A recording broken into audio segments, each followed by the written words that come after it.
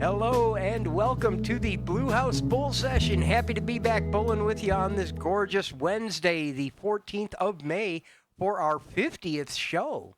Can you believe it? Oh. This is number 50. Oh, crap. Yeah. Did we do one last week before you left? We did not do one last week before I left because I was still figuring out what to do with the mic stand, and the solution I have now still isn't great. I need many things, but I need a better mic arm because the one I have, the way it's hinged and where I have to mount it so that it doesn't interfere with the desk-mounted cat bed, the bar will not go to the... See, you've got a smart idea. I agree. You've got a smart idea. I need one of those. Does No. yours like 3-axis? Or is yours just like pivot arms? It's got the clamp. It's got a radial. Yeah. And then it's got... It's a lamp style thing. Yeah. So it spins at the base, and then the arm is double hinged like a finger. Like one of them things, yeah. Yeah, like one of the crappy arm like lamps that they do. Hi, Amaya. Welcome. I am so excited to see you. I am so excited. I am going to see you soon at Zeldathon Voyage, right? That's coming up still. Do I have a thing in the rotator port? I'm sure I have a thing in the rotator port. Look up there. There's going to be more info. I get to see a bunch of my favorite people coming up in less than a month. Less than a month. We have less than a month until Zeldathon Voyage. Yeah, I should put the details in there. I'm going to put the details in there tonight. I'm leaving myself a note to put the details in there tonight. If I do it right now, I'll get too distracted. Anyway. No, in addition to everything else last week with the microphone arm, the real problem is I was trying very hard to get my stuff together to get out to Penny Arcade Expo East, which I did ultimately end up happening, and we're good and all of that. But it was a whole... Oh, it was a whole thing. It was a whole thing.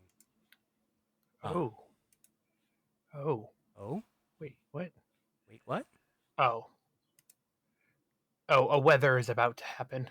Uh-oh. Is it threatening to weather? I think it's going to weather on me, but not you. Understand. And it does tend to happen that way. I don't know why. I don't know why, with my proximity to the lake, that you're the one that catches all the crap. It's coming from the south, and it's going to go this way and not this way.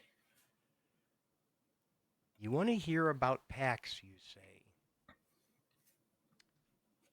Well, we'll start with there were some circumstances. We can decide if we want to talk about that in more detail or not, but the short version is I'm an idiot, and the end consequence is I was able to attend Saturday afternoon and the overwhelming majority of Sunday. I did not get to go for Thursday or Friday. I did win a 4-day badge, but travel arrangements left me in a situation where I was only able to be there over the weekend. So I had to condense seeing all of the show into 2 days, which it's my first time being to one of these. And I mean, I've been reading Penny Arcade since Lord only knows when. 99? Pretty much since the inception. Let's see. It's been a minute for sure. But I arrived there. Comic is 98. Yeah, 99 sounds about right then. Yes, it is a humongous showroom, and there are panels all over the place at all times, and I wore my Crocs with the worn-out insoles. By the end of Sunday, everything from the ankle down was one big blister, and I was debating giving myself an Oscar Mayer surgery. A baloney amputation. What? Because below the knee, baloney amputation. Oh, I missed that face. I missed making you make that face. It was bad, but I will say this, okay? I had enough fun that I didn't notice how bad I hurt until I stopped having fun for any amount of time. But the fun was consistent enough that wasn't very frequent. I got to meet up with Bailiff and Red Shimmer, who I actually shared a hotel room with, which was absolutely fantastic. Fantastic. I can't even get words out. and see a bunch of my other friends. Okay, I got to meet Elias Thompson, who I'd already met through Zeldathon, and who I'd also met from knowing Allie, our good friend Delineate. Uh, he knows her, so now all I have to do is go to some sort of. Hang on. Let me shout out Allie. She's pretty fantastic. Uh, Now all I have to do is go to some sort of Metroid themed event so I can meet Elias Thompson, the Metroid expert, because I missed the Metroid panel at PAX and I'm bummed about it.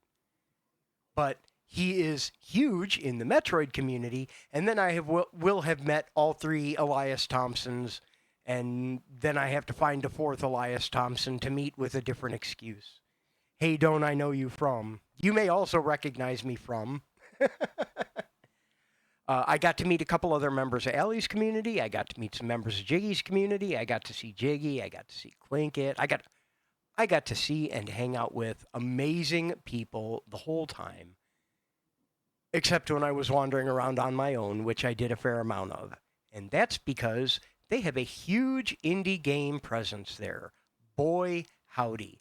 I walked right past all the big studio booths. I mean, I stopped and I took a little look. I looked at the Final Fantasy stuff and the Magic set and all of that stuff. I stopped by the Devolver booth. I had to look at them. They had a Black Magic booth. I put my name in the raffle because I want to win all kinds of Black Magic equipment. It was a lot of neat stuff. But I started cruising back toward PAX Rising and the Indie Alley, and day one being Saturday. See, I didn't realize Saturday was the busiest day. It makes sense that it would be, but Saturday was the busiest day, and I apparently got there at peak busy time on busy day. Saturday's the busy day because all the people that are drivable local weekend only, it's a weekend. They'll like, hey, I won't oh yeah, fuck it, let's get in the car and drive an hour or two, and go there. So I made my first round and just kind of took stock of everything and took photos of just about every booth there so I could see what games were being shown off and who I should prioritize getting in line for. And then I went and cruised the rest of the show. I looked at all the tabletop stuff and the dice collections and all of the minis and all of that cool stuff. And there was a ton of really neat stuff. Okay. Pinny Arcade. Have you heard of this? Pinny. Pinny Arcade. Their pin trading thing. No, but I'm familiar with the Disney one. So they many years ago just kind of pitched it as a random idea. What if we had tradable collectible enamel pins? And so many people were selling pins, and so many people were specifically selling Pinny Arcade branded, tradable, themed part of their system pins and all of that. So I got a ton of pins. All right. Now, I mentioned I had travel woes, etc. One important takeaway from all of that is I didn't take luggage in the traditional sense. I was only going to be there one night. I can fit a change of clothes and my laptop in a backpack. So I traveled with a change of clothes, a laptop, and my teddy bear in my backpack. One carry-on bag, that's it. So anything I was going to bring back had to fit in a backpack around a teddy bear and a laptop and a change of clothes, which was now spent from changing, I did wear my Hergel shirt day one. Everyone I got an opportunity to, I exchanged email addresses with and asked about development processes and asked whatever interview style questions I could. Hey, you guys are a small shop. What's your experience with? Right. Sunday was nowhere near as crowded, so the lines to actually play games were a lot shorter. And I got to try a lot of the things I didn't get to try on Saturday. One of them is a free-to-play. We're going to come back to those words, free-to-play. idle clicker game that is just ridiculously expansive, and I kind of fell into it and have been playing it since I got home, almost nonstop. That's That's where you found that? the Cell to Singularity. Yeah, Yeah. they had a booth there. They had a booth there. Okay. I have comments about that, but we'll come back around to that. Yeah. Um, some of the other absolute winners from this show were Cat Secretary. I cannot highly enough recommend, having played it now. The demo's not out, I don't believe, but it's wish listable on Steam. But Cat Secretary, you are a cat who has to do business things. Go check out the video. Go wish list it. Go put it on your radar because it looks amazing. And you know, speaking of giving random shout outs to people we care about, I'm going to do another one. It's 3 E's and 2 X's, right? Yes. I remembered it this time. I went to tell our dear friend, Indy, about Cat Secretary and noticed that it was already on her wish list, which should not surprise me. But she apparently knew about it before I did. But I got to play it before you did. Neener. Okay. Cat Secretary's amazing. I can't remember the name of the Guitar Hero RPG, but it was outstanding. I will have to look it up. I'm gonna name everything in the Discord. Make sure you're in the Discord. There's even a channel for the Blue House Bull Session. I'll post a bunch of pictures in there. I'll give a list of all the things I got to try out and all of that whatnot. But the Guitar Hero style RPG was awesome. The Jankbot was cool. Man, what else like really jumped out and just kind of bit me? You know where I spent a fair amount of time is they had a partnership in one of the hallways, so just outside the main exhibitor hall. Voodoo Ranger, the brewery, was partnered with an accessibility company. So you could get in to talk to the accessibility guys without showing your ID, but it was a process. It was much easier to show your ID, get into the Voodoo Ranger bar area, grab a beer if you so desired, and then go over and talk to the accessibility guys, which I did for like 2 hours, because both of us know people for whom accessibility is extra important. We know gamers with various disabilities and all of that stuff. And there are steps that we take out of reflex. There are things that we are not actively aware of. There are sometimes we have to debate how much of a trade-off it would be to add or change certain features to be more accommodating. It's a whole process. But we talked through their set of patterns, and they referred me to a lot of the console developer sets of patterns, and told me about some various input methods that a lot of people are using and the importance of broadening out to accept as many kinds of input as you can, very understandably so. It seems common sense, but it's something that you still have to beat me on the head about when you and Jacob say things like controller support.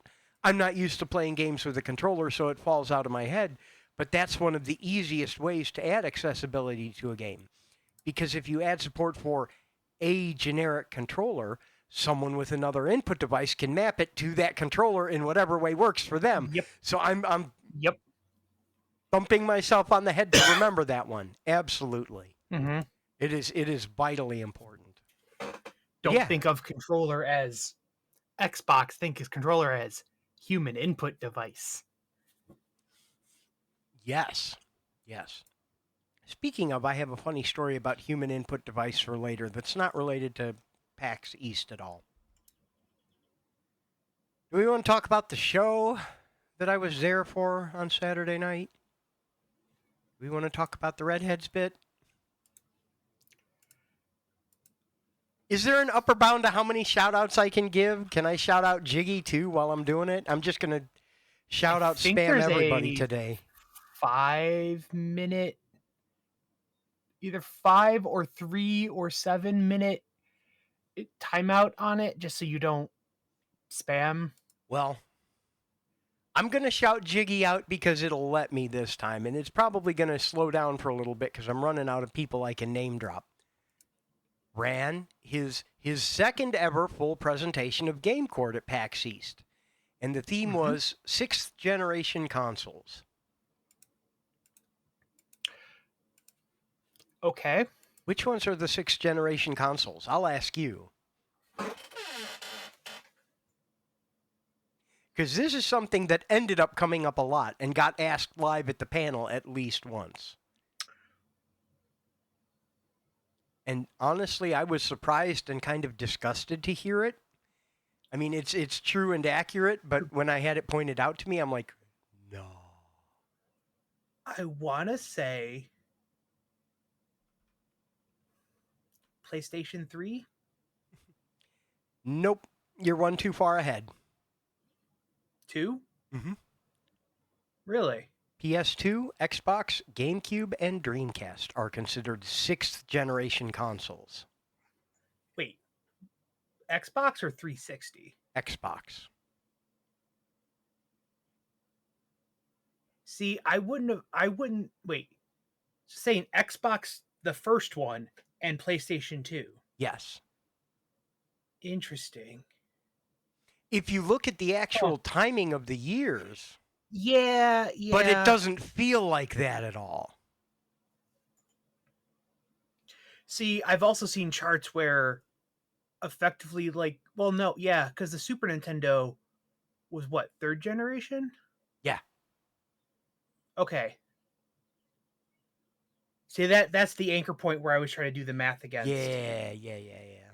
It's 90-ish was Super Nintendo was what, 93, 94? Somewhere right about there, yeah. Yeah.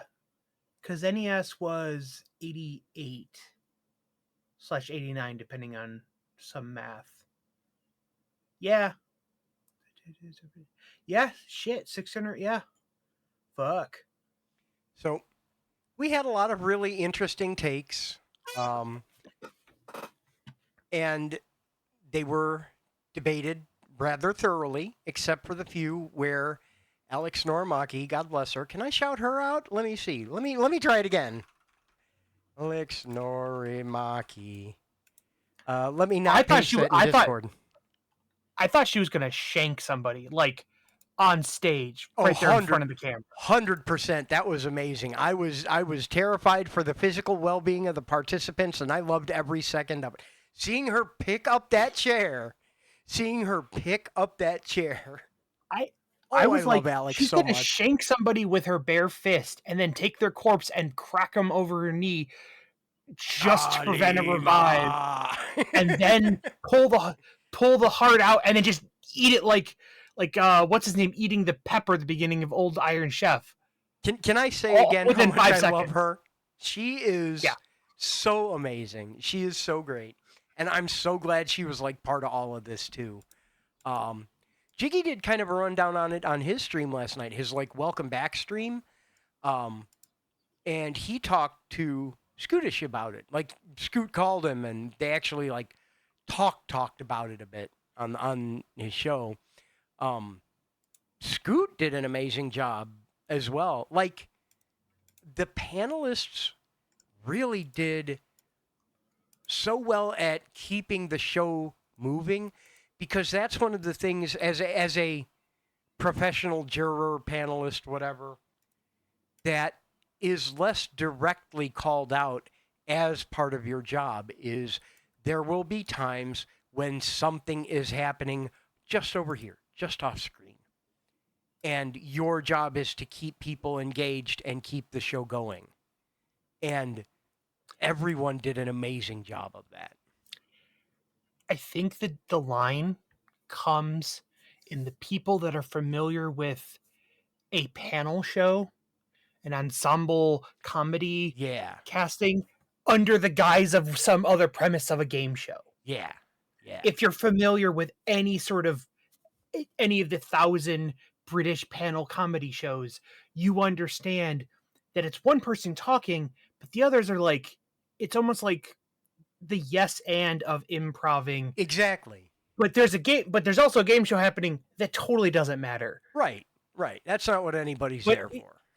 it takes, if somebody gets off on a rant or they're just like spiraling, you have to have somebody else that can like jump in and like carry them back to shore and get, or like, hey, you're going on too long, like give them the like steal their thunder and take over the show and pull them off stage and get them to stop Yeah. talking. And The polite and cooperative method of giving them the hook, basically. yeah. But the show ran absolutely amazing. We had a few little quirks and foibles that we ran into with the back end driving technology. Nothing serious. The types of issues we ran into. I'll let you, and then I'll tell you the types of issues we ran into. To try to stream that sort of show over video at PAX is ambitious and crazy to begin with. From his phone, by the way. He was using his phone hotspot for that. Yeah. But like, to even think of attempting that, because me and you talked about like how to pull this, I'm like, well, do this, like try to get a dedicated hotspot puck because they're better at handling this sort of thing. In a pinch, you could just hotspot your phone and pray. But like, you want to talk about Wi-Fi interference and overloading signal bands, and just like, no, you just don't. Yeah. But yeah, I mean, it only went off twice? Yeah. We lost full signal. And as far as the like dashboard management software, because if you watch the stream, I'm assuming you saw at some point Clinkit sitting at a laptop. No. Okay. Clinkit was there running the laptop, which actually had the dashboard on it. If you are participating in the show, you could submit your hot takes. Those go up to a central server I run, and you can monitor and view them from the dashboard. From there, there's a person manually picking them and saying, this one is next. Okay, start it now. Okay, open the voting. Okay, close the voting. Okay, start the next one. And that was Clinkit. And bless her for it, because she did an amazing job with it. One of the issues we ran into, though, is if you step forward too quickly and you have a hot take in the queue, this is the case that's up next, and you close voting on the case that's currently open, and you move up the next case, there's no way to roll it back. There's no undo there. Gotcha. And that led to the time where we had like one show up and then go away and then come back or whatever. Yeah. We actually had to manually resubmit it, and she had to find it in the list and re-promote it and all of that. We didn't bring it back. We created a new one that was exactly the same. So, a lot of quick thinking absolutely saved the event from just altogether losing certain things. That was the one where nobody wanted to defend the opinion, and then we moved past it, and then we found a volunteer. But that's the type of issue we ran into. Hi, Gall. Happy Wednesday. Like, we didn't run into any, it's not working altogether. We didn't run into any, I can't log in, which is important because I added security. You have to be logged in through Twitch, and you have to be on the approved list of administrators in order to view the dashboard now.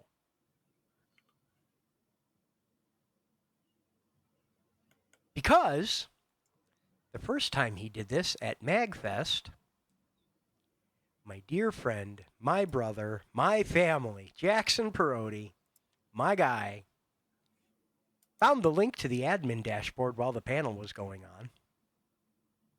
And he opted not to use it for evil, which I appreciate.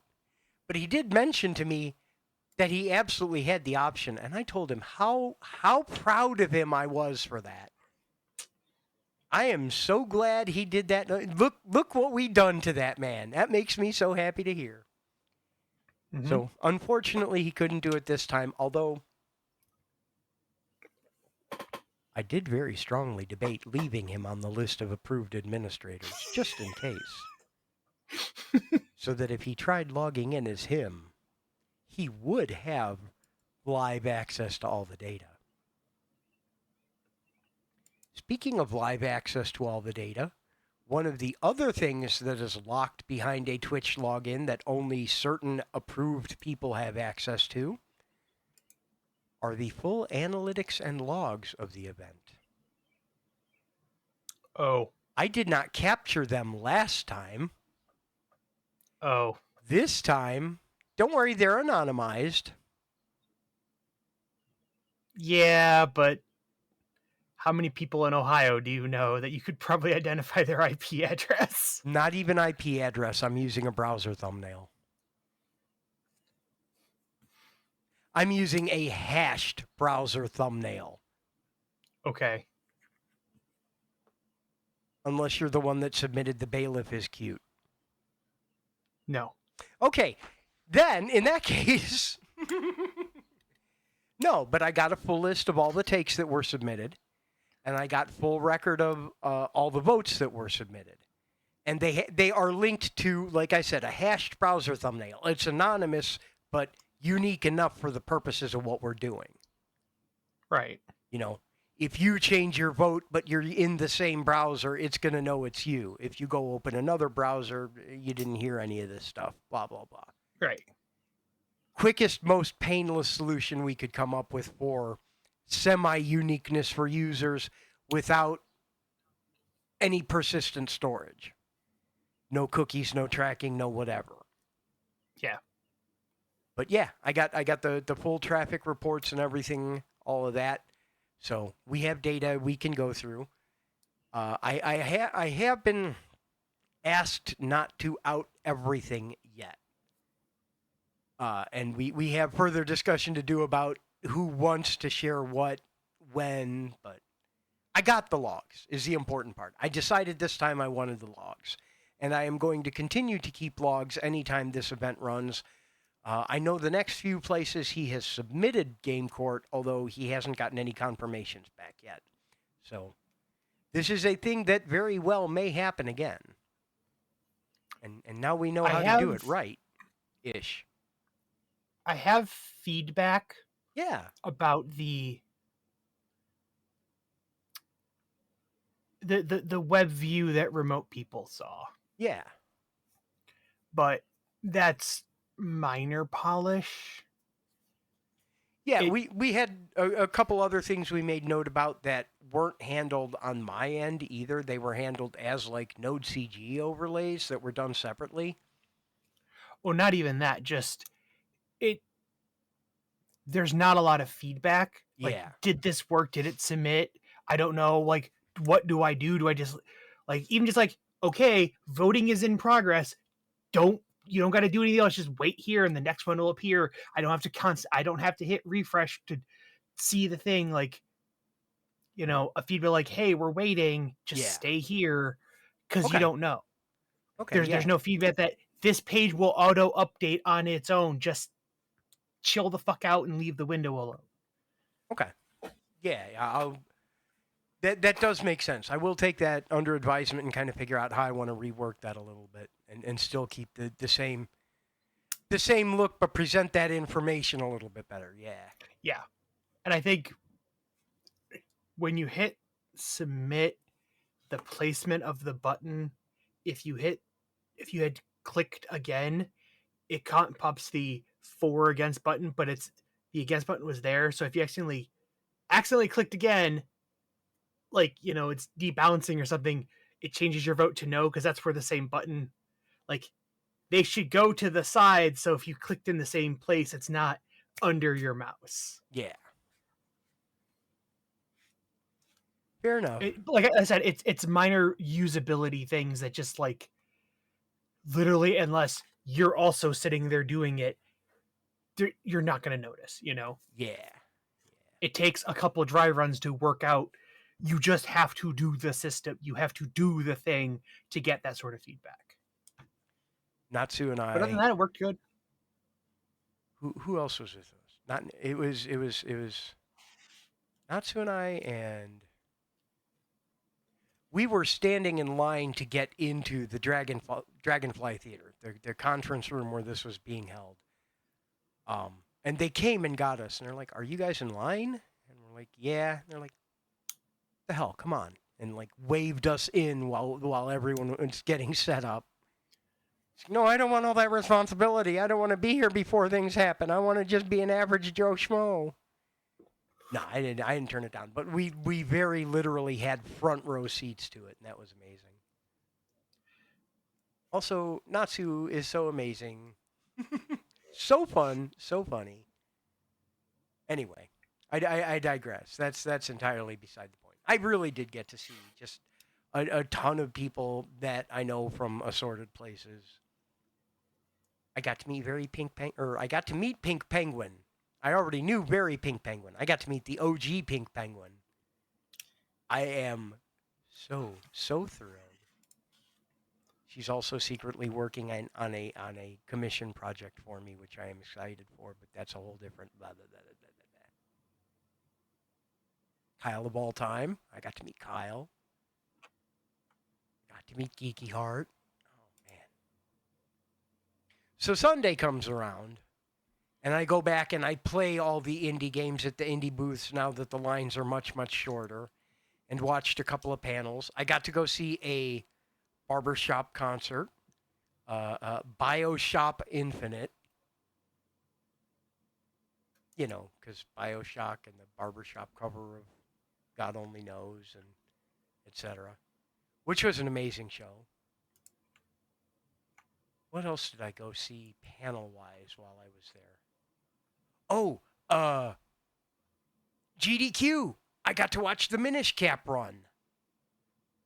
Oh. That was How cool. did that go? That was cool. That went fast. I mean, it's a GDQ speed run, no surprise, but that went fast. That was the last speed run of the event in the speed run hall there.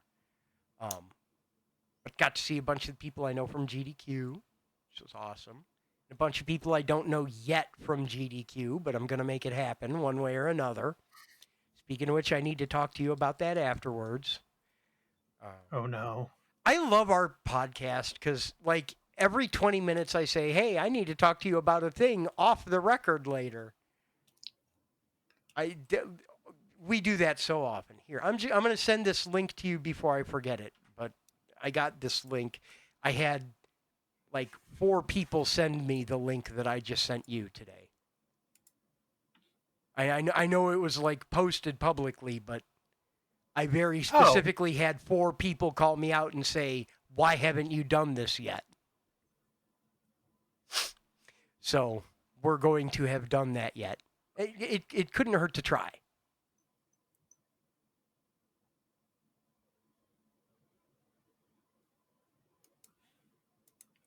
There was a tech show it wasn't really ever a podcast, except it was more just like a video that was on YouTube, but not really a pod. It was more of a talk show. Yeah. Presenting thing. Early proto podcast, basically. And he, the one male host always had a habit of, he was very much a veteran in the tech world. He was Michael-esque. He had been around a million years in a million things, and now he did YouTube videos. And he would tend to go off on little things like, you know what? That's a story for a different time. We'll put a pin in that. And he never went back to them because, ADHD like the rest of us. And I'm like, that would just be a really great like behind the scenes show to like make note of all of those and call and sit him down in an interview style and be like, what did you mean? Tell us that story. Yeah. Play the Thursday like, tell us that story. We want to, and just record all of those. You want to bribe people to pay for behind the scenes Patreon exclusive videos? That's where you put them, because people will pay good money to hear those candid stories that you could actually go off on a 20-minute long form rant about that one little thread that reminds you of this time in this server room in the 80s when you did this semi shady shit in this thing and it just worked, and nobody talks about it because you just got the job done. Those are the stories we want to hear. Absolutely. Absolutely, man. Find your local neckbeard. Buy them several of whatever their drink of choice is. Like the time when the servers went down and our IT person said critical infrastructure went down in a very bad way. And he's like, and remote hands couldn't fix it. And he's like, fuck it. And he got in his car and he drove to the data center. And they did the math from the time when he said that to the time he said, okay, I'm in the building.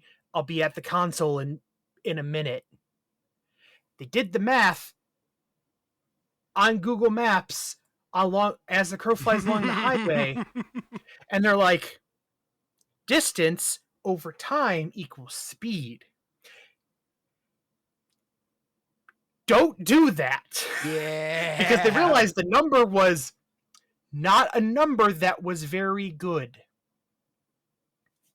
Unless you're like a spacecraft, in which case it's understandable. But yeah. No, I've definitely... I don't know if I've been in any like fire truck stories like that, but yeah, I've definitely been in situations when... Yeah.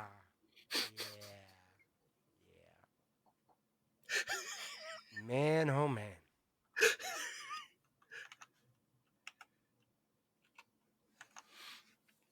So let me tell you about travel.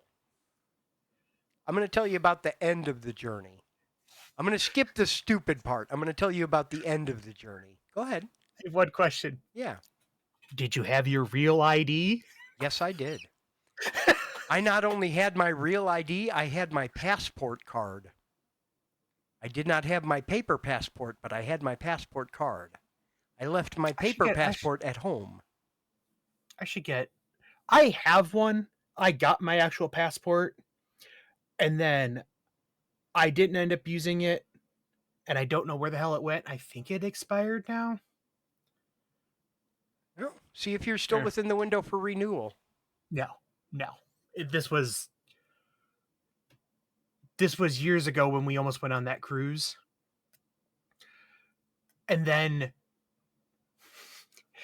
in February of 2020, my then wife went on a cruise for her mother's 60th birthday. The daughters all pooled money and took the four of them collectively on a birthday cruise, and they went down to the Bahamas and did a whole little like tour of the islands thing. Water. Ooh. And they had to get passports. I'm like, well, if you're going through the hassle, I might as well go get one too, because I had one a million years ago because I almost went on a trip to Italy. Yeah. My aunt's like, go get a passport. Here's $100 for the fee. Go get a passport. We might be going on a trip. It'd be nice to be able to take you to. And then things happened and we didn't. But in February of 2020, they went. Yeah. Because that January, we went to Vegas for the zombie wedding. And then in February 2020, she went on that thing. And then March nothing of 2020 happened for 4 years. Yeah. Right. So I didn't get to use my passport for a while, and I don't know where it went. And yeah. Well, I'm pretty sure they're valid 7 years, and you can renew it up to 5 years after before you have to go through the start of the process again. Yes, but mine was still valid for that. I know. It expired during the pandemic. Welcome, because she went and got hers. I didn't get mine because I already had mine from the trip from half a decade before that. So it's very expired now. Welcoming our Hey, new it's friend back. Ness, who I Yes. found randomly playing Let's Cafe, and absolutely just I'm smitten. I have met so many amazing people through that game, and I just love her That streams in clip. general. I'm just saying, like, go give her some love for real. It's so much fun. It's so much fun. We got the notification when people start up the game and they like it posts to our Discord channel, but internally we have a different bot that also watches it. And I opened the stream right as she was ending, and I all I said was like, "Hey, thanks for playing." Like I watched for a little bit, like, and as you were ending, like, "Thanks for playing." We worked hard on it, and that's just like, "Wait, what? Oh God, we got devs and just lost it." It was hilarious. I, I I said it there, and I'll say it here. I've said it a million times. I am so hooked on the concept of messing with people in games. Like, I saw the infamous cluster truck clips, and I'm Yep. like, yeah, we need that in everything we make. I just want to be able to stop in and randomly tell someone, hi, thank you for being here. You're awesome. Because if they're playing our games, they're awesome. That's just all there is Mhm. to it. That was something I should have asked about more, but didn't. Is like just kind of pull aside anyone that's one of those small devs at PAX and be like, all right, come here. You gotta level with me. How do you mess with people? Your game's stream Honestly, friendly. What do you do? honestly, I don't think it's a thing that people think about doing. I don't understand. Well, okay, I guess I do understand why. Maybe they've never seen the cluster truck clip and said we could do that. Right. Part of it's a one to many thing. Part of it's a I don't know if technically we're invalidating some sort of agreement of tracking and insertion of data, something something something. We don't track anything Disclaimer: personally identifiable though, like to a we don't track person, anything. right? Like, we're not tracking anything. We just have the one bot that announces it, and that's it. And that's just because it has to Yeah. talk to the server for any of the online stuff anyways. We just are pulling off of that. We're not tracking anything. That reminds But me, we do need to do the crowd control ticket too. But I've made some notes based on yeah, things I've seen on your stream, Nessa, and a handful of others. So we have more good stuff coming. We have updates coming very soon. yeah. I still And want to figure hopefully out. if we can get our collective ducks in a row and get some of the bot stuff fixed and have it reconnect properly and not just like, well, it's broken, you can't fix it, Okay, fixed. I have an idea for that, and I don't know if we should be using the bot. Like, we have access to the way a lot of other bots operate is they post as the streamer on behalf of the broadcaster using their Yeah, username or whatever. yeah. If we do that, we don't have to worry about the bot joining every channel and all of that stuff, and that keeps them as separate sessions. That may be the way to move forward and avoid some of the problems we've been having, because we will just add a permission when you do your first sign in with Twitch. Yeah. So that may be the best way to handle that one. I love crowd control Probably. too, and I love Jakku. I'm never going to get over saying that. Like, Yeah. every time I get a chance to see him, I'm going to be like, "Hey, let me buy you a burger. Let me buy you a burger. Let's talk business." Yeah. Man's hilarious. Man's is hilarious. I'm so glad I got to meet him at Zeldathon and everything. Oh, so cool. So cool. Oh man. Yeah. But yeah, lots of good new stuff coming to Cafe. New characters coming to Cafe. Some big name story people. Some just random animals because someone yelled at me that we didn't have enough different kinds of dogs, so we're getting more dogs. Some of them may or may not be blue. Some of them may or may not be blue. Oh yeah. Did we ever talk about Heroes of Time? Everything happened all at once and I forgot. I don't remember if we talked about Heroes of Time or not. No. Heroes of Time was an event. That happened. It was awesome.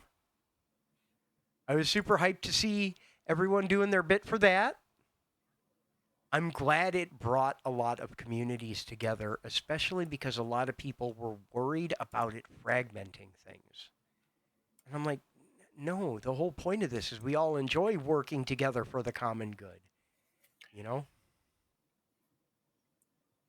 I think one of the best things was taking advantage of the stream together thing to get as many different communities, no Yeah. matter where you were at, eyeballs on the same thing. Yeah. Yeah. Because especially, and I'll say this purely like from an outside perspective, you're more likely to watch something if if already subscribed to one of those people and you can watch it in their channel. It's like, oh, okay. As an example, if I'm already subbed to Jiggy, I can go to Jiggy's channel and watch it without ads there. Yeah. I don't have to watch it on the Zeldathon channel or on the whatever, wherever where I'm not subbed. And I'm more likely to watch it more there. I actually had to run down the list a little bit because I am a moderator for Zeldathon. But they had other volunteers to moderate their chat. So I was free to watch on Jiggy's channel, where I am also a moderator. The other thing that was nice, and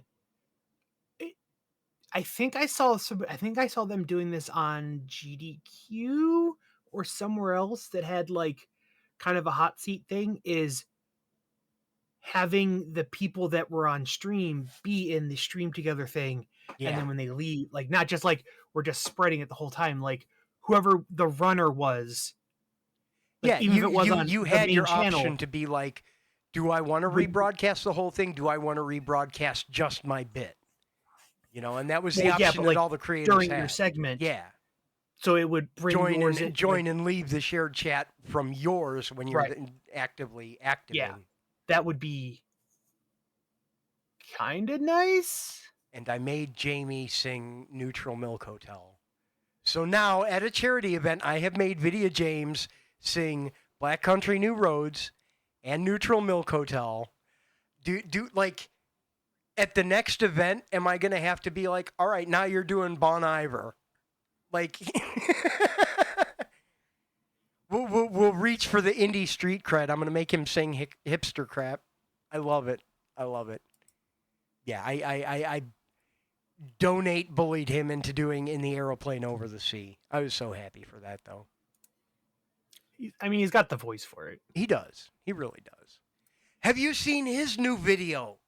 Yes. Jamie's video about being able to get stuck in the water temple in Ocarina of Time. It turns out it is possible. Yes, and it is also possible to fit an elephant through the eye of a needle if you accelerate it to 99% the speed of light and make it a single strand of atoms infinitely long. Yeah, you can thread it through. With enough work, you can do anything is possible. I like the way he did it, though, because what he did is he showed in a standard glitchless setup, it's not possible. He debunked the rumor. Then he used some of the glitches to show it would be possible if. I would argue, though, the one thing that he did claim you can do this and it's not considered a glitch is the one bomb thing to get up on that ledge. The bomb hover? Yeah. No, it's the speed one. Yeah. I don't. It's not a mechanic the game would normally have you do by any measure. It's not like bomb jumping. If Metroid games have bomb jumping as an intentional mechanic. Yeah. Like literally, like I think it was accidental in one of them, but like later it became an actual mechanic you had to do to get one ledge up to get to stuff. Right. It's not an actual mechanic in any Zelda game. The defense I would offer, in as much as I have a defense, is by glitchless category speedrun rules, it's allowed. His point was to show that because that is an available behavior, even if we use it, it's not possible without glitches. It is also something that you can easily accidentally do because it's right. You not doing button replacing and overwriting stuff in memory. Yeah, because you're not going to RBA. Okay, technically you could RBA by accident. It is possible someone had to discover it in the first place. But the full extent of how BA and RBA work, you would not by accident. Right. You might be the like, bomb thing, oh, weird, my inventory something. The bomb thing you're likely to do because you're moving around by bombs. Yeah. Yeah. Bless you, Jackson. All welcome. of it, like, as soon as you did that one thing to get up on that one ledge, it just, like, broke the whole flow of, yeah. Right. But even with that, if you don't abuse BA and RBA, there's no way to get perma-stuck.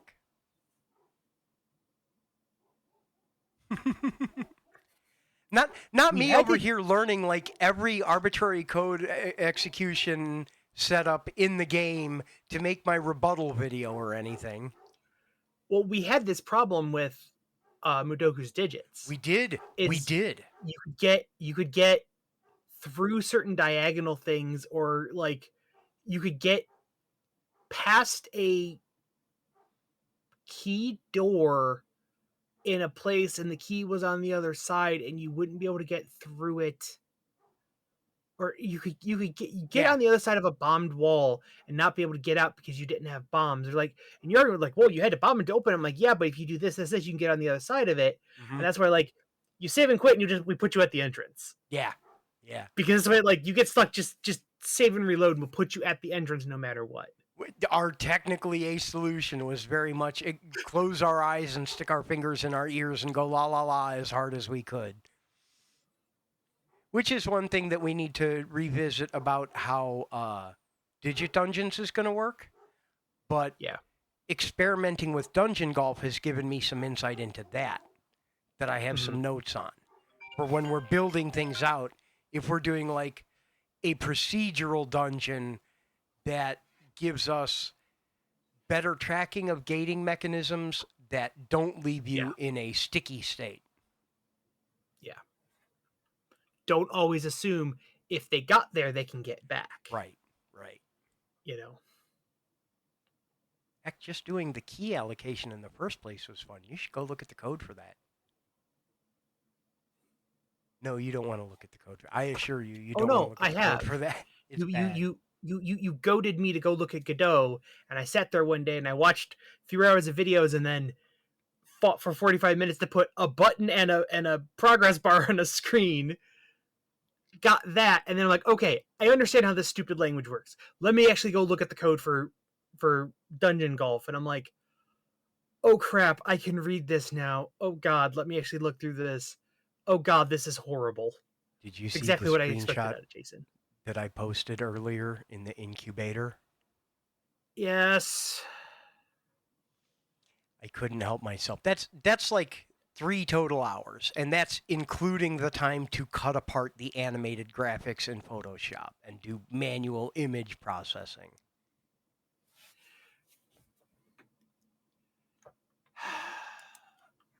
But yeah, I had to. You of all people understand the gotta. Sometimes it's not what you should be working on, but I gotta do this while it's in my head. Otherwise, I will not be able to think about anything else. And you don't have to do it to a state of completion. I just got to make this thing exist in any form, and then I can put it in the pile of failures, but it'll be out of my head. I am excising the creative demons. I didn't save it. It actually got thrown away, and I forgot to take a picture of it because I'm a dumbass. But I had inspiration the other night when I was working, and I took the Sharpie out of my pocket, which I started carrying a Sharpie for reasons. Yeah. And I just like wrote out some code on the side of a box, on a side of a cardboard box, to get a thing out of my head because I had to write down some pseudocode like real quick. Like, wait, I think if I do this, because I just like had a flash of inspiration from listening to a podcast about something. Like, oh yeah, that probably will work. I should do that when I get home. I should save this piece of cardboard, and I set it down, and then somebody helpfully took my cardboard out to the baler for me, and I'm like, fuck. Yeah. And that's why I travel with a notebook. I did have a notebook in my book bag as well. I didn't use it a ton, but that's because I captured a ton of stuff on my phone. I'm going to bring you a couple of these pens. They're Ohio lottery pens. Oh, yeah. Yeah. But, like, it's just like a single click. It's a single ballpoint, and it does release. So, it's not, but it's, like, not very big. But they're so great for like throwing in your pocket. Like I gotta like write on the side of a box like what this is and get or, something down while it's here. I check off on a mark something on a sheet because I caused a policy change at work. Again? I'm intrigued. It's happening. Do tell. What are you no longer allowed to carry? Well, you'll just have to wait and learn about that after the break. That is true. Stick around. That is true. We're coming up on 7 o'clock. We're going to take our little 5-minute bathroom break. Get up, go hydrate, change your water tanks, pee and hydrate. Make sure you do them in that order. Don't use the same cup. But don't go anywhere. Stick around. We will be back in just about 5. Catch you shortly.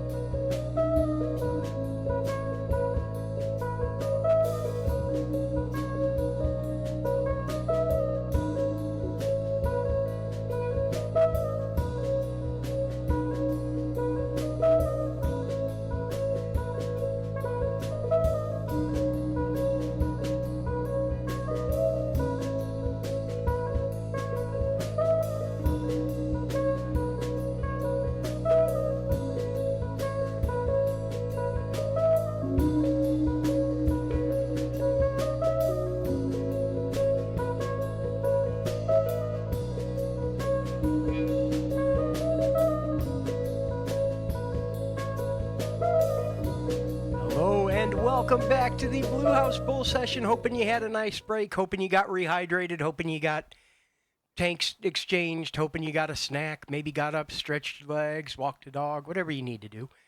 We are happy to be here back with you talking about whatever. What were we even talking about? Groceries? No. Cookie clicker. Hang on. Wait. Penny Arcade. What were we talking about? I wasn't even here. I missed the last hour. It just disappeared on me. Anyway, welcome back. You caused a policy change at work, you say? Because Two of them, actually. We had to stick around to find out after the break.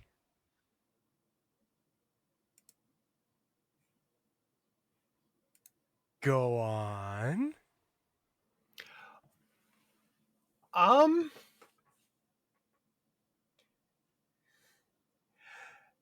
There was a change in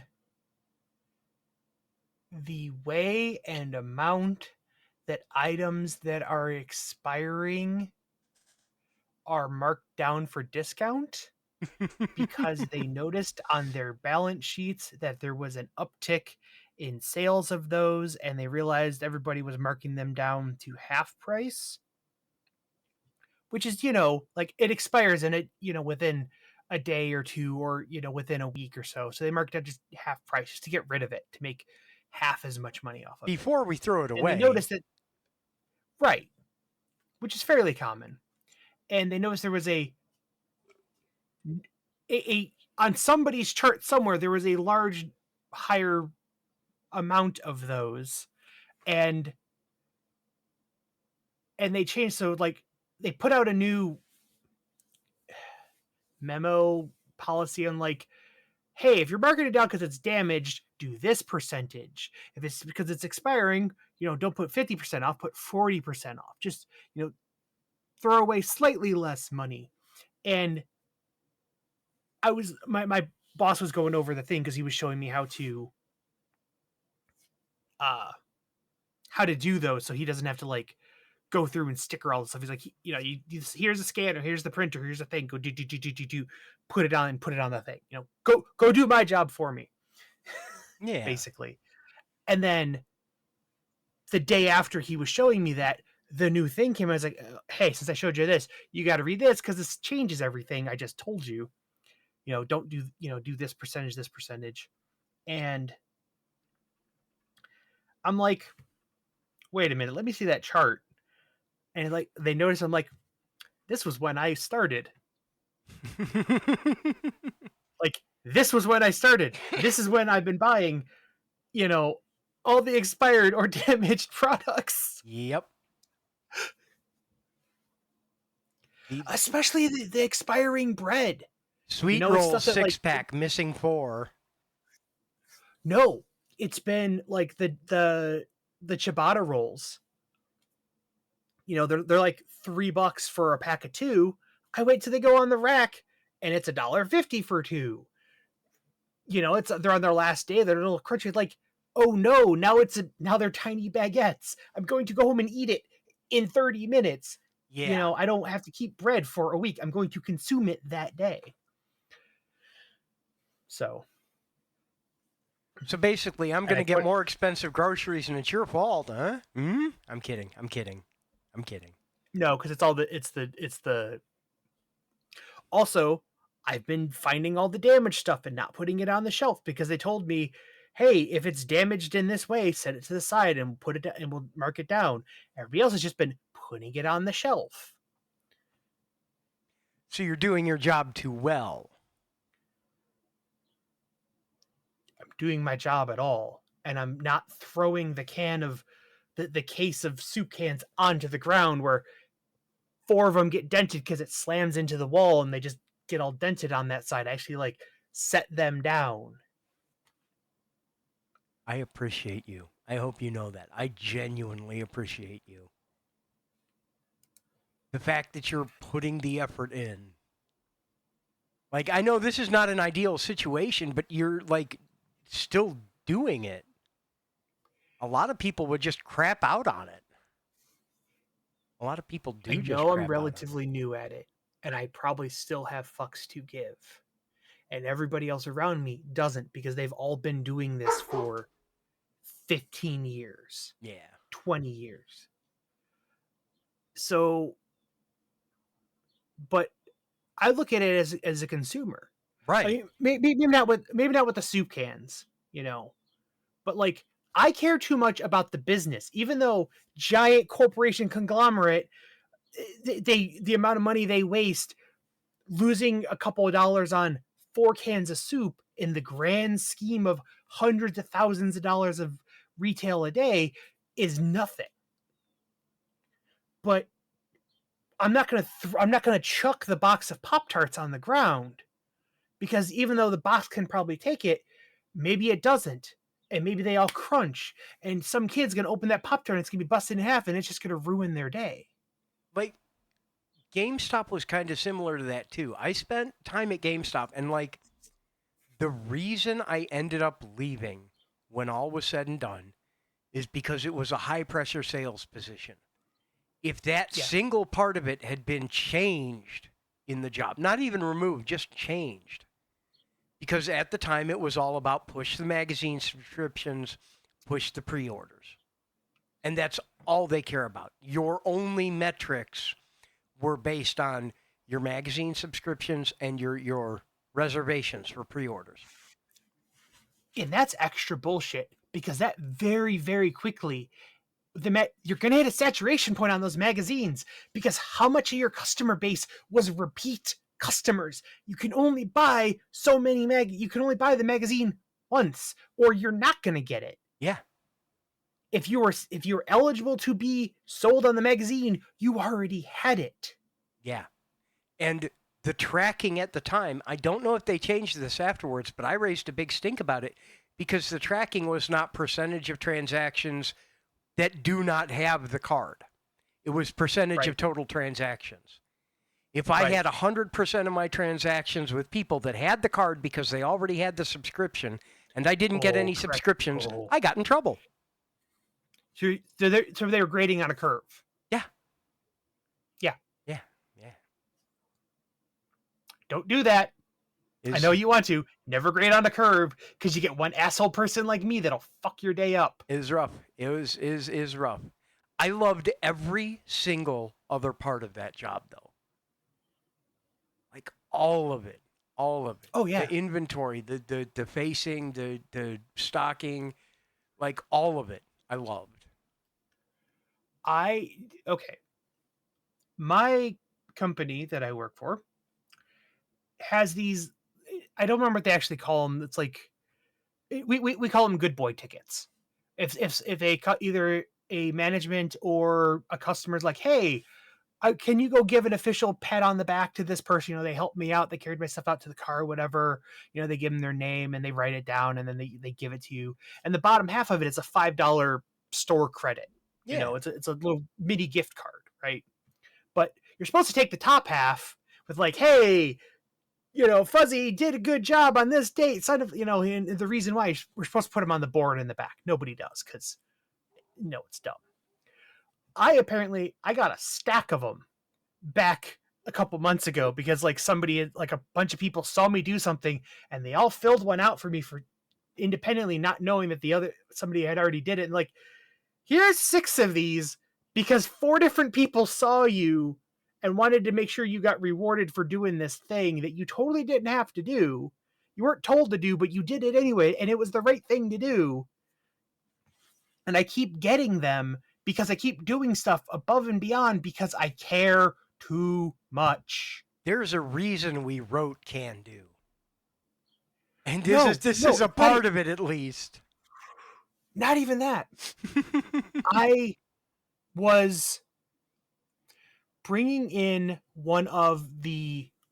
at night, they move all the shopping carts out of the front lobby so the floor cleaners can, you know, clean the floor.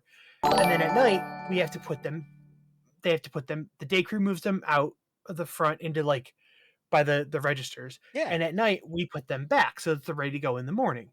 But that involves riding the little, you know, assistant scooter things. And then if they need to be charged, we plug them in so they can be charged for a couple hours before the daytime starts. Yeah. I actually take the minute and like the 3 seconds and look down at the power meter to see if it needs to be charged, and I'll actually go charge them. And I let somebody know, like, hey, you're not missing carts. They're not missing. They're over down at the far end and the registers nobody used. They're charging. Mm-hmm. And I charge them there because they're out of the way in, the registers. And I let somebody know they're not just missing, because sometimes they go missing. Yeah. Or stolen. So I noticed on one of the plugs, it's got like a hook on the back of the scooter, and it's got like a big plug, and it just sort of like hangs in there. It's like a fork.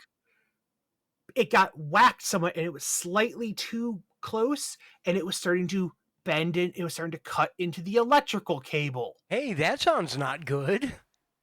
And I'm like, that's not good. So when I went home, I threw a wrench into my car and took it into work the next day, and I put it there and I went smack, and I just bent those things literally like a millimeter. It was just that much just enough that it's not rubbing through the insulation anymore. It's not cutting through the insulation. It's like, why'd you do that? I'm like, because now you can set it in without slicing through this anymore, and it won't fray, and we won't have to replace that cable again. It's like, oh, that's why they keep getting cut. I'm like, yeah. It's like I've had to order replacement of that cable 4 times this year. I'm like, because it's been slicing into it. And I went over the other one, and I did the same thing, and I just bent the steel plate 2 millimeters out, so it was sitting in there and not cutting into it. It was like, oh, nobody noticed that. Yep, they sure didn't. Nobody. No. I realize I have the autistic superpower of I just notice everything unfiltered. Every point of stimulus in my field of vision, all of it at once. I notice everything, and everybody else is just walking around with like ultra blinders, not giving a fuck.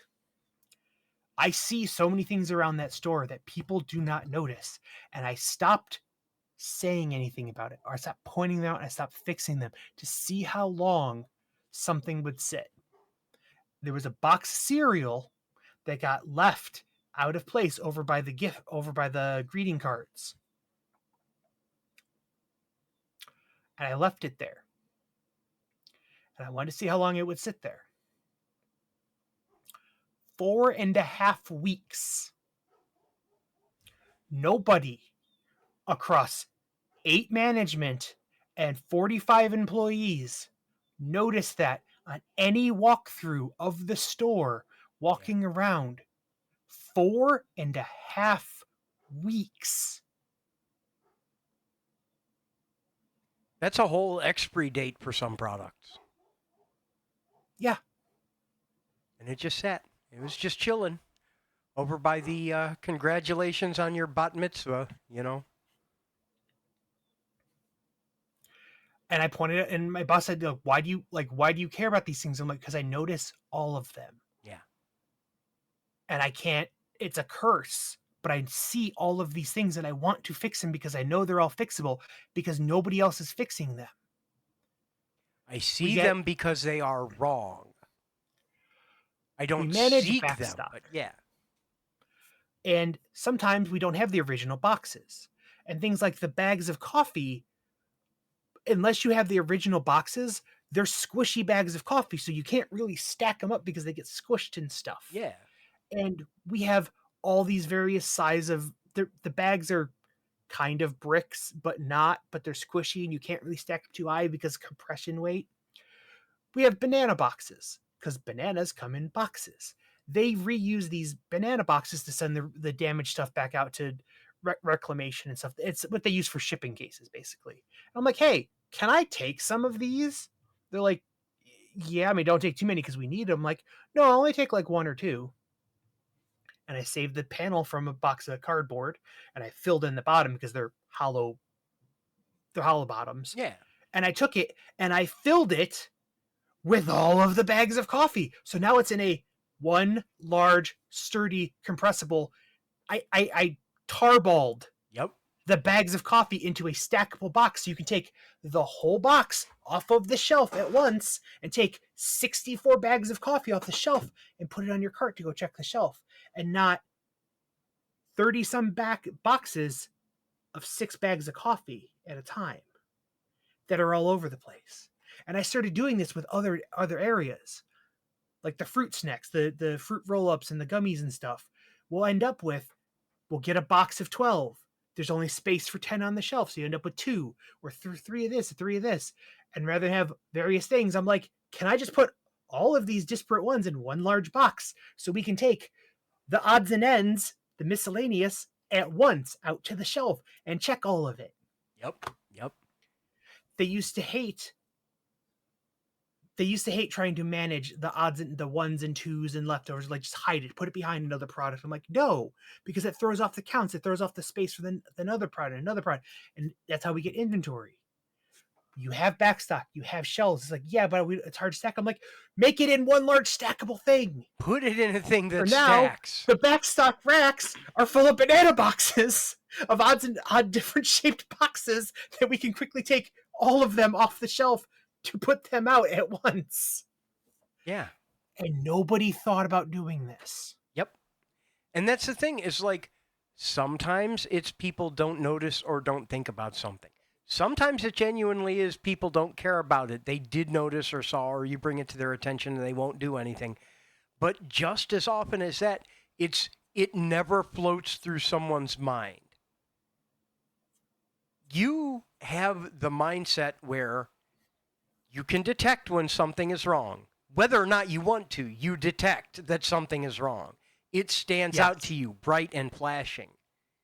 And you are compelled, not just conditioned, but compelled to find a solution if there is a solution available. You are driven to do that when you notice something's wrong, combined with the fact that you notice everything that is wrong. Yeah.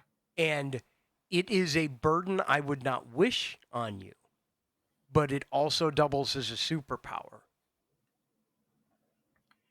I tried so hard to avoid doing that at this job.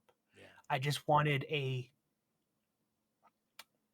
I'm not saying this in a derogatory or not derogatory, but I'm not trying to downplay anybody with physical blue collar jobs. I'm not. This is effectively the first one I've ever had. I wanted what? First one you've had in many, many years. Big lots, dude. Yeah, I guess kind of. You did this before we got careers. That's true. We did unload the truck. Yeah. That's right.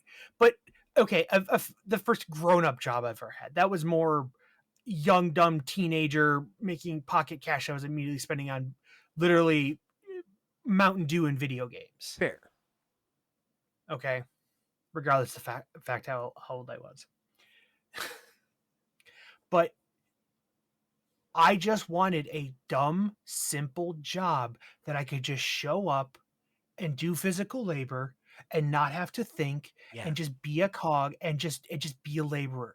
I didn't want to think. I didn't want to have to do critical solving or puzzle solving or optimization of which can I pack these coffee bags in a different orientation to optimize. Can I fit more of them? No, everybody else is just like, I'm going to put them in a grid. And if I can't, I can only put 4x6. That's how many go in the box. I'm like, well, if you take the right 2 and you rotate them the other way, you can actually fit 52 in here because, space packing, because this is this size and this size. It's not even grids, but you can fit, another whole box in this bigger box. Yeah. And they're like, how do you know these things? And I'm like, because that's the stuff I see in everything. I watch a lot of math videos on YouTube. Didn't you see the new Matt Parker video? Speaking of which, did you see the new Matt Parker video? Yeah. We were in a meeting at day job today, and I saw a notification on YouTube. Oh, new video from Stand Up Maths, and I'm like, wait a minute, I'm in here with like 3 other people that probably also got that notification. I don't know if it's just a matter of inherently lazy, Red.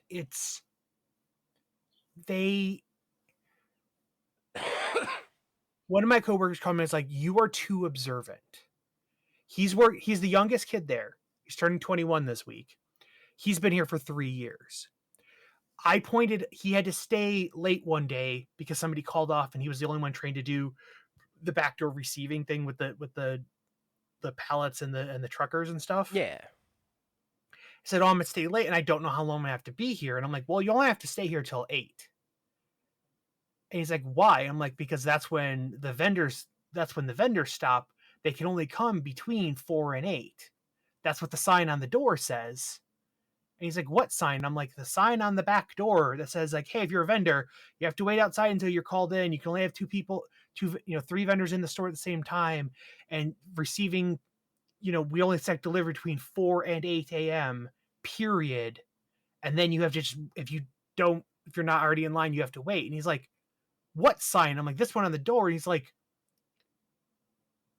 "When did you read that?" I'm like, "The one day I went out there to help you guys with that." And I was like, "You've only been outside one time and you read that." I'm like, "There was a sign with words. Of course I'm going to read it." Yeah, I want to know. I need to. I am driven to know.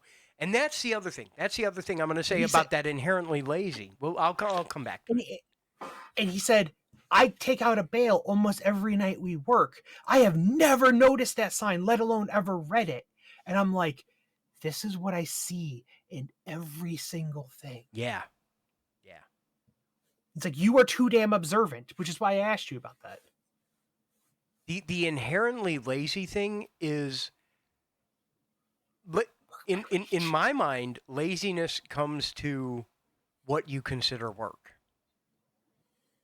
Most people are driven to do a thing. It'll be a different thing.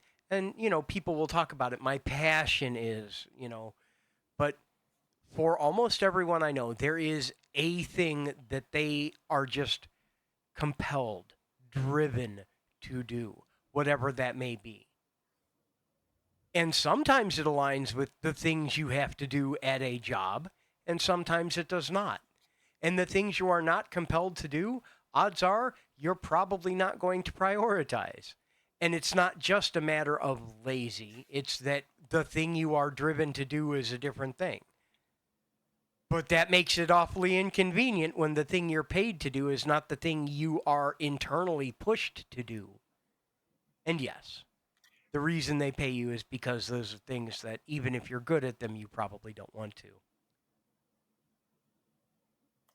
I think, in my case specifically, it's a problem because for the percentage bulk of my adult working life, I have worked, the majority of that was with 2 companies, and both of them were startups, and both of them were people I knew and gave a shit about, and the success of the company kind of depended on everybody's effort. It was not too big to fail. Right. A major grocery store chain across an entire state with dozens of stores, any one person fucking off is not going to affect that.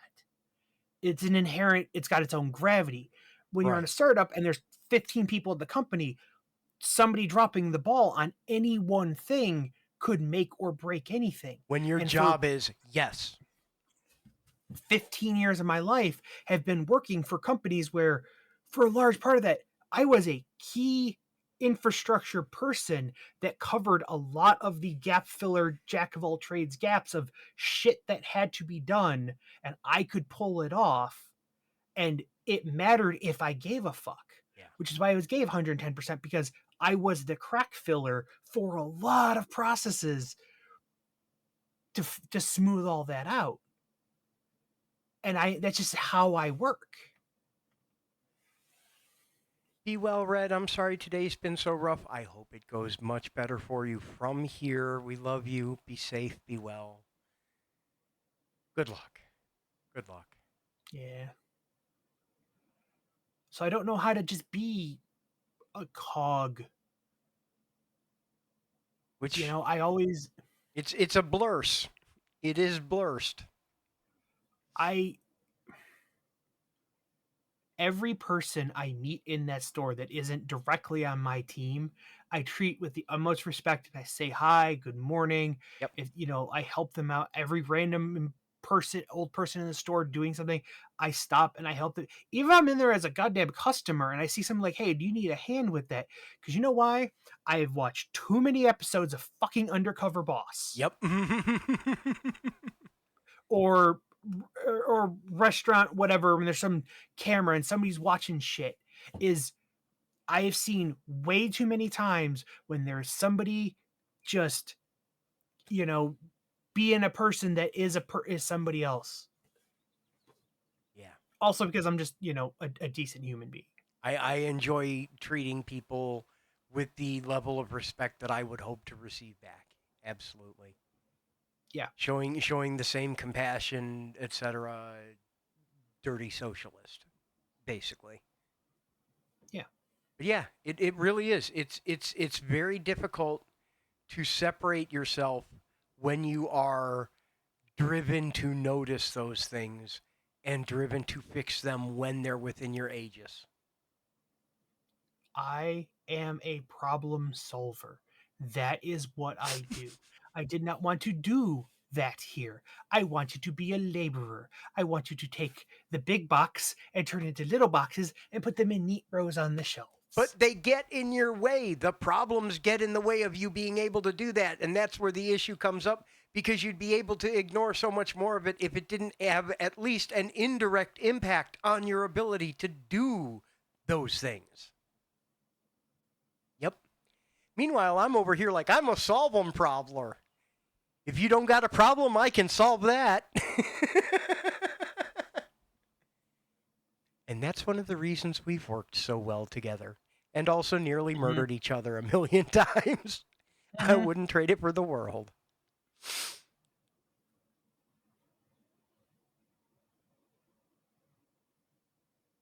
So, I have fish for you. You have fish for me? I have fish for you. Oh no. Time for your Arby's spoiler moment. Your Arby's corporate insider information. Oh. The fish sandwich is coming off the menu and the pulled pork is going on. Apparently, one of the test restaurants is testing steak tips. Steak nuggets. I am hopeful that they go to a broader testing, because one of our local Arby's is a test Arby's, and I want them. But because the fish sandwich is being discontinued, they were getting rid of all the excess fish, and some of it may have found its way to us, and I may have some fish for you. Oh. Speaking of which, I know what I'm having for dinner tonight now that I remembered that. I may stop by tomorrow and do that. Yeah, I'd love it if you did. I have pins for you, definitely. It depends what time I get up. So the panic cleaning I was doing. Yes. When you're like, hey, you want a podcast? I'm like, yes, I'm panic cleaning right now. I'll tell you later. So I had Thursday off. Yeah. I was supposed to work Friday and Saturday. My coworker, the young one, is in college, and he told our boss's boss, hey, I can't work Thursdays anymore. I need to do school work. I need a day off for school because I have classes on Friday. I need to make sure I have a chance to get, stuff, finished schoolwork the day before it's due. So he's like, I can't work Thursdays anymore. And then he proceeded to work the next 2 Thursdays. And this week was finals. He's like, I really have to study. I can't work Thursday. And she scheduled him Thursday. He's like, if she doesn't fix it, I'm just going to not show up. So by the way, you may want to be ready to work on Thursday. Be on call in case they're like, hey, he called off. Can you come in? I'm like, yeah, I'll do that. Yeah. So she calls me Saturday and says, hey, can you come in Thursday? I know I already posted the schedule. Can you come in Thursday? And I'm like, yeah, I can do that. It's like, is it because, other guy? And he's like, yeah. Like, I'll move your Saturday, Thursday. I thought maybe you'd want a Saturday. I'm like, no, days of the week don't matter, Well, the reason that I forgot is Thursday, tomorrow, I had scheduled my water meter to be replaced. Oh, yeah. Because they're doing water meter replacements. You probably can't read that, but do you see what that says at the top? Yeah, final scheduling attempt. Right, because they had sent a couple letters, which I didn't notice, and I had missed the 2 of these on the front door because I get home at 6 o'clock in the morning and go to bed, and I don't go to my front door, and I really don't get packages. And I check my mail as I'm leaving because I pull up next to the mailbox and take it and take the mail to work and throw it away there. I don't go out to my yeah, and they're like, hey, if you don't schedule this within like the 48 hours from this final notice, we're gonna do one for you, and then we're gonna show up and do it anyways. Yeah. And I'm like, and then if you don't do that, we're gonna turn off your water. And by the way, it's gonna be like $170 to get it turned back on. And I'm like, fine, okay, I'll schedule it. And the one time I work overnight, I get off at 6. I am in bed by 7. I am asleep by 7:30. The earliest time slot they had is 8 a.m. Yep. And they'll show up within a 2-hour window after your scheduled time. Yeah. So 8 to 10. So I'm like, you know what? I'll schedule it for Thursday. I don't work that night. I'll just stay up. If he doesn't show up until 10, I'm like, look, dude, however long it's going to take. Doors here, water's there, I'm there. Yep. Like, it, like if I fall asleep on you, this is why. Please don't rob, Yeah. And I'm like, but it's okay. I don't work that night. I will just stay up later and then sleep later in the day. It's not too bad. I'll just shift down a little bit. And then she moved me to Thursday. Yeah. When my phone beeped at 8 this morning as I was taking my daughter to school, it says, here's your 24-hour reminder for this thing you put on your calendar for 8 a.m. on Thursday. And I'm like, oh no. But they have to be able to get to the water meter in the basement. Over behind all the, yeah. Where literally we've piled stuff up and not been in that corner for 9 years. Yeah. And the basement's a mess and the house is a mess. And I'm on top of that, I haven't cleaned over there in 9 years. And the floor is disgusting. And also I'm in the middle of packing all this shit. So there's just boxes all over the place. Yeah, that sounds like, so I'm like a whole experience. And I'm like, okay, I've got to do this now. Because I won't have time because I have to work tonight. And he'll be here at 8 in the morning. So I can't really do it. I have a little time after work before he gets here. And I'll have a little time after I get up this afternoon. Oh no, I forgot about the podcast. That's why I said if we did need to push it back, we could, but for whatever little comfort it's worth, they need to be able to get to the water meter. And that's it. If the place is messy or gross, they've seen worse. They've seen worse today, even if this was their first job. I understand and appreciate trying to minimize that, but know that that's lowest priority. If they can get to it and nothing else happens, cool, they can get to it. That's better than some people are going to have it. Like, there are people out there that are going to be like, yeah, the water meter's over there behind this armoire you'll have to move. You're doing them a kindness by not leaving them in that situation. Well, it's like literally them even getting in the house because, like, my front room is full of boxes. Yeah. Because, again, I work at a grocery store. I have access to cardboard boxes. Yeah.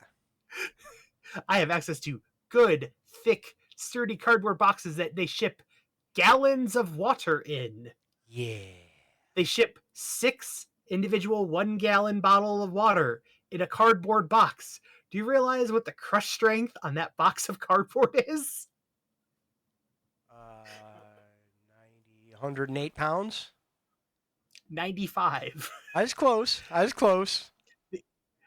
told the one guy, he's like, why? Like, hey, can you save me these boxes? Like, yeah, why? And I'm like, because they're good boxes. Like, yeah, but why these? And I turned it over and I showed him the stamp of the crush strength and the thing and the edge crush and the edge thing. And like, see, this number says 95. And he's like, yeah. And I showed him the boxes and the cereal in, which got a crush strength of like 35. Yep. And I'm like, these are good boxes. They're double taped because it's holding 6 gallons of water. Yeah. And he's like, oh. And yeah, no, the stuff they ship solvents in, man, like from, oh, yeah, absolutely. Absolutely. I got it. And the other thing is the boxes that the bags of cereal come in are also 95-pound crush rating because it's bags of cereal. There is no structure. The outer cardboard box has to take all of the structural weight of it. I was just about to say, like, for some reason I got this mental image of like a plastic milk jug just full of DCM or like non alcohol or something. Oh god. Oh god, when we get the when we get our apparently we get shipments of the bleach like Yeah. every other month. It's like on the first of the month every other month. I can't remember if it's the even month or odd months, but they send all those chemicals on one pallet together Hmm. on a special pallet, and we get all of those at the same time because they can't ship them in the same trailer as the other stuff because like chemicals and leaking and smells and stuff. So the chemical truck will come by, drop off one pallet, and we immediately have to take it out to the floor and put it out. Hmm. We can't store it in the back anywhere. Man, I want to get back into chemistry. I want to get back into amateur chemistry. Can I clean out a spot in the garage and set up a little lab out there? I'm just going to do extractions. Like, end of the day, I know what I'm going to end up doing. I'm going to be like, look at this. I got my own piperine. Okay, Walter. I extracted my own capsaicin. Nile Red makes it look so much fun. Nerd Rage makes it look so easy. Okay, you can get into chemistry if I can get into whatever the hell you classify styropyro does. Terrorism? I mean, I, I, I'm not going to stop you. I'll stop you from doing it in my garage, but I'm not going to stop. For all the things we've had happen in the backyard here over the years, when's the last time I told you no? The pallet of sparklers came in last night. Oh. Oh, it is that season, isn't it? Oh, goodness. Uh-huh. Uh-huh. I saw that. And I lost my shit, and they didn't know why. And then I had to explain to them what happens when it's July 6th and fireworks season is over, and they need to clear out and penny out the entire end cap of sparklers. And you tell the boss like, "Hey, how low of a discount can you go?" Says, "I'll penny them out." Why? I'm like, "I'll take the entire end cap." Yeah. Said, "What?" And then you spend 3 hours with your friend shucking boxes of sparklers to extract 6 sparklers at a time, and you fill a coffee can. And what happens when you light that coffee can? And then I brought up the pictures, and they're like, "You are not allowed anywhere near that pallet." Acetone I can get. Acetone I can get. That one's the easy one. I don't have to go like Sigma Aldrich or anything for that. Man, I wanted the Sigma Aldrich chocolates. Did you see that? The like promotion they were doing? They had a thing where you could get like maybe it was a contest to get a little bottle with the Sigma label on it that was just like chocolate. I don't know. It was cool. It was fun. Oh man, yeah. It was a thing for a minute there.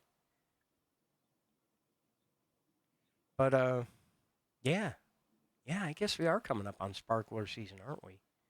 What other Mm-hmm. like summer stuff is coming up? Hot dogs don't really go out of season, I suppose. No, but they do go in season. We are getting a ton of red, white, and blue stuff because they just start sending it now because there's a weird overlap between Memorial Day to July 4th that they're just like rah rah red, white, and blue everything. Yeah, yeah.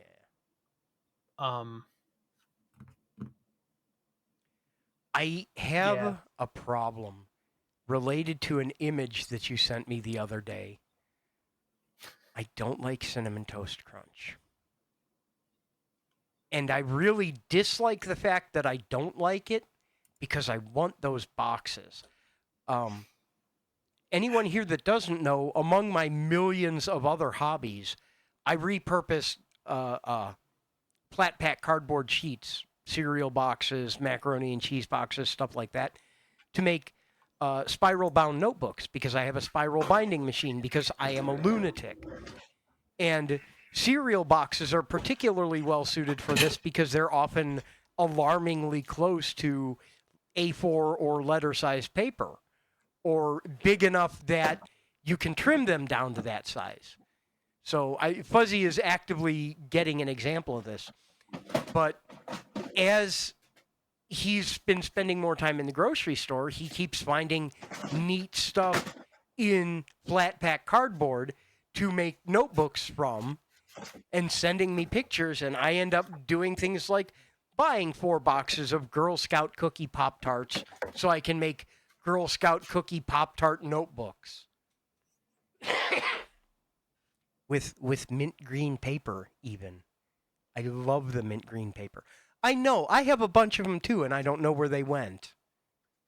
I know there's Pop-Tart ones in the living room, and I had mac and cheese ones with the most obnoxious nacho yellow paper, because I started finding ruled notebook paper in bright, vibrant colors too. Yeah, just to really make them pop. But like a KD box, a Kraft mac and cheese box with yellow paper, those go over gangbusters at the craft shows. I took a handful of those last time I had my candle booth set up. By the way, if you're new here, I also run a candle business, the Bell Book and Candle Company, because I don't have enough things to do. I always need to do more.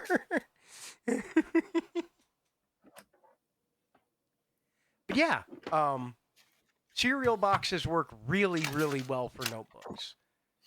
So do some dog treat boxes, and Pop-Tart boxes are great for like pocket-sized mini memo books. But yeah, did you know? Same thing with tattoo equipment. Did you know you can just go on Amazon and buy a spiral binder? You don't have to be a printing company. You can just go buy a spiral binder. Did you know you can go on Amazon and just buy tattoo equipment? You're not allowed to give someone else a tattoo, but you can like 100% give yourself a windfish tattoo and buy the gear for it. Do you know you can go on Amazon and just buy... Where is it? That one is not me. Let me go. Make sure the site is up, and I will drop a link here. That's the wrong link. Here, let me try it this time. I got this. There we go. Buy water fountains. I sure did not, but you know what? Now I have to go look at that. You could just buy drinking fountains on Amazon. Oh, it's even one of the bottle refiller ones. Yeah. Oh, man.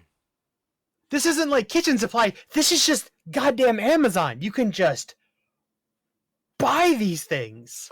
One of the best things I have discovered about Amazon is that you can get stuff there. I realize how that sounds, but I use that wording specifically because stuff can be anything. Anything you need, you can get it on Amazon. Whatever it is. Or, stuff like this.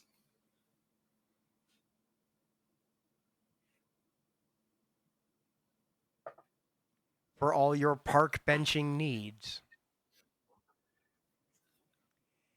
Yeah. Like, I realize these things are, like, in catalogs and stuff, but, like, I need a bench tomorrow. Okay. Okay, we filed the paperwork for Hergel to make it an official LLC, and they started sending us Uline catalogs because that's just how their business model works. And Right, it's amazing but to the- see the stuff but- in there that you never think about being able to buy, but you can buy it. Right, but that is a business catalog for doing Right. business things that businesses order business things in. You don't expect to be able to just go on to random place where normal people shop and buy some of these things. Yeah. Yeah, it's awesome. It's awesome because it opens the availability to purchase products that you are not accustomed to being able to purchase, because for a very long time they were gated behind a business catalog. Yes, you could in theory make a personal order, but it was not a thing people ever did. Yes, you can get one of these for your agricultural machinery.